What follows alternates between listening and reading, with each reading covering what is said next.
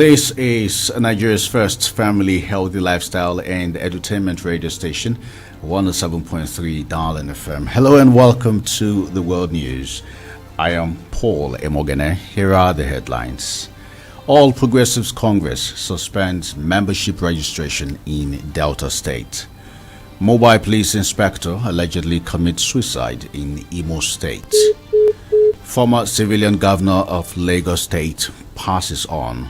And Turkish president asks for creation of two states to resolve disputes over Cyprus.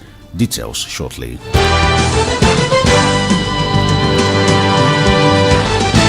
Senate has confirmed the nomination of Ahmed Lawan Kuru for reappointment as the managing director of the Asset Management Corporate of Nigeria, AMCON. The upper chamber also approved the reappointment of Eberechukwu Unze and Aminu Ismail as executive directors of AMCON.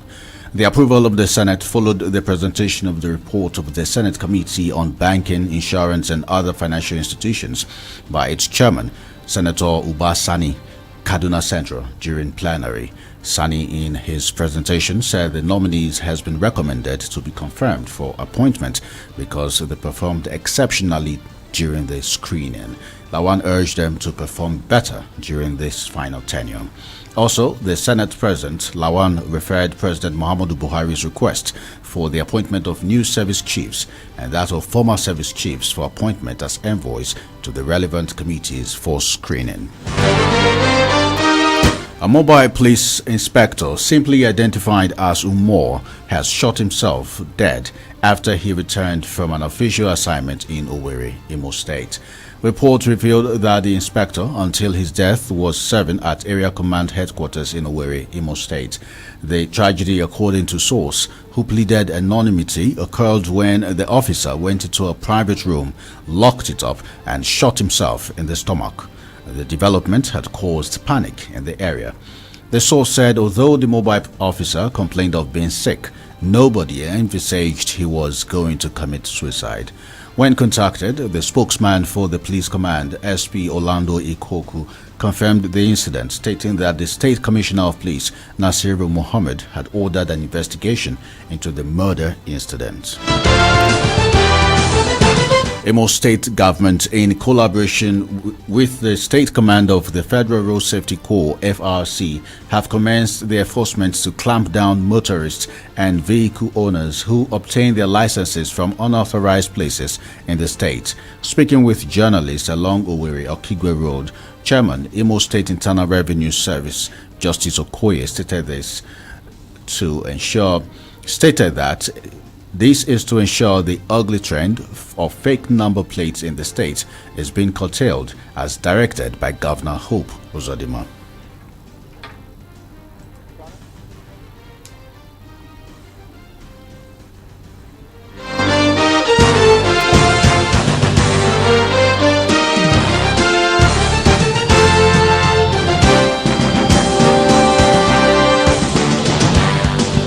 Directive of Excellence who actually approved this enforcement. We don't want our people to be intimidated. We don't want our people to be embarrassed. We don't want our people to be harassed. And that's why we have a program to actually see how we can actually work together and see how we can inculcate this behavior on our security agencies so that our taxpayers that actually plan these roads are actually addressed professionally. Now, what are we trying to achieve? We've discovered over time that there has been a whole lot of fake plate numbers, GMR, and that is capital flight that is going out of this our state. And now with this enforcement, of course, it has to be an ongoing exercise if it continues.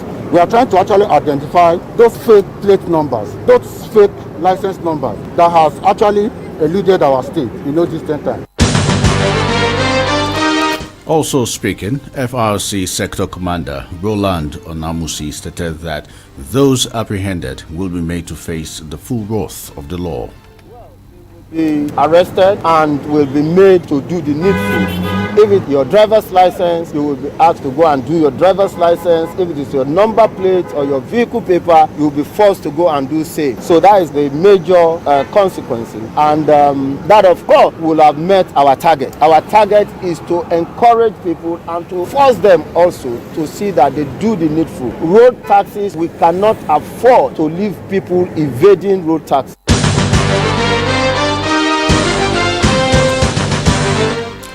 All Progressives Congress APC in Delta State has announced the suspension of the ongoing membership registration and revalidation exercise in the state.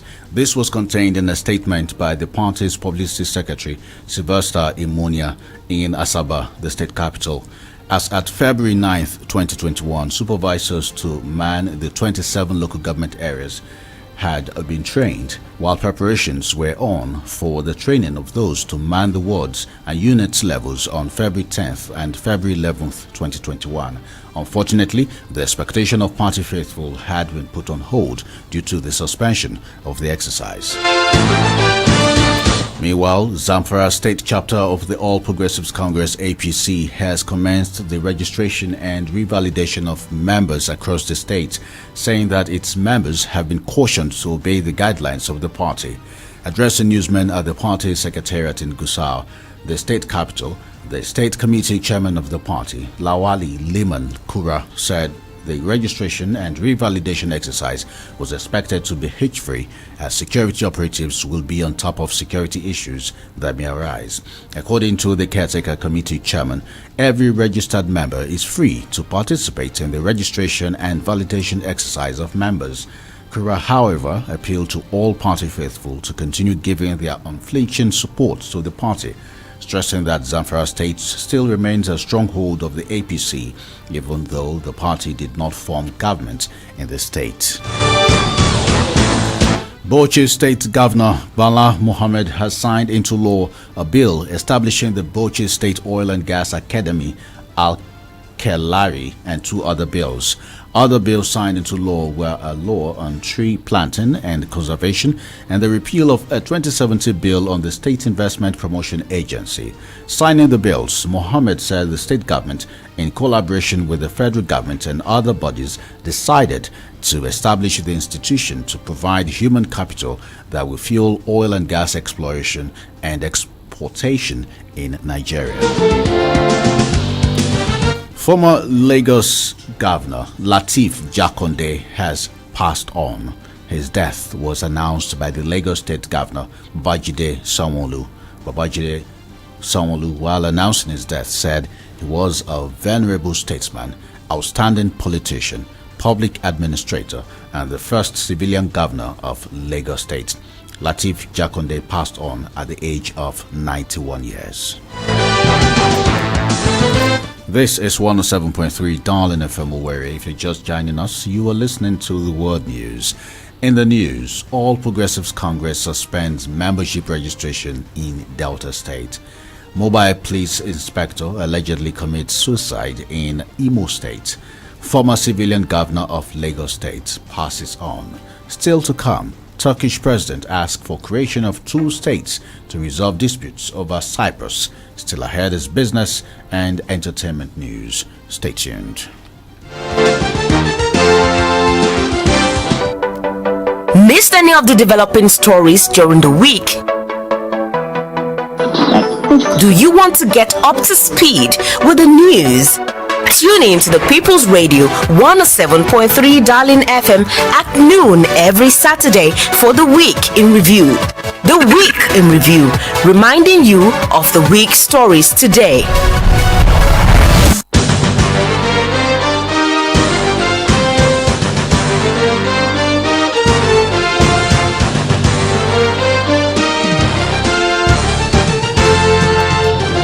Welcome back to the World News on 107.3 Darling FM. Now to the foreign scene.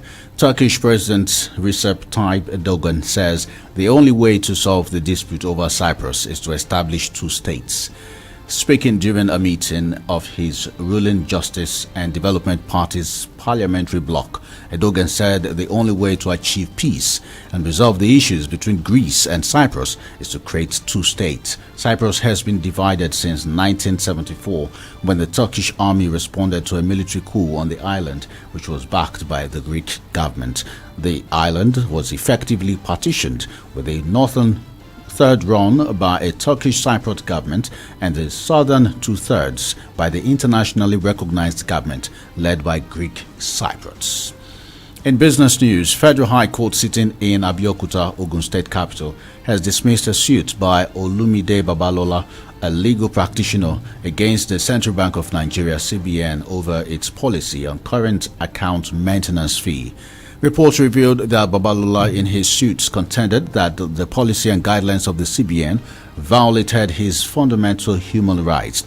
The CBN, through its lawyer, Adeleke Agbola, challenged the suits on the ground that the plaintiff lacked legal capacity to institute the suit on a policy that affects the public.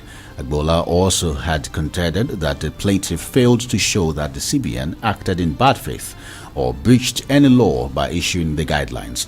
However, Justice M. Shitu Abubakar, after thorough analysis of the case, dismissed the suit for lacking in merit. And finally, in entertainment news, late musician and pioneer of Afrobeat music genre, Fela Anikulapo Kuti, has been nominated for the 2021 Rock and Roll Hall of Fame. The Nigerian multi-instrumentalist was announced as one of the nominees in a statement released by the chairman of Rock and Roll Hall of Fame Foundation, John Skiles. The Nigerian icon was nominated alongside other veteran artists such as Mary J. Blige, Kate Bush, Devil, The Go-Go's, Jay-Z, Chaka Khan, Carole King, and Dionne Warwick. Fela will always be remembered for boldly voicing his opinions on matters that affected the nation through his music, and was referred to as one of Africa's most challenging and charismatic music performers. And that ends the news, the world news, as produced by Uchoma Sophia Afolabi. You can reach our news desk for coverage and eyewitness report on 0818-732-5104 or send an email to darlingfmnews@gmail.com. You can listen to Darling FM anywhere in the world. Go to www.darlingfm.ng and click to listen. Stay safe, everyone, and don't forget to wash your hands regularly. Soap is sufficient to deactivate the virus. I am Paul Emoghene. News update is at 5 p.m. Good afternoon.